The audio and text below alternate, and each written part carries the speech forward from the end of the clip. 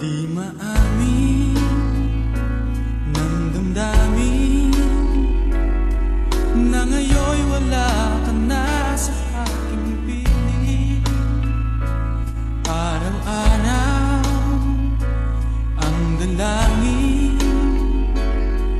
ay mayakap kang muli at makinig. Ngunit paano nga ba ang pag-ibig mo'y magbabalik? Batid ko na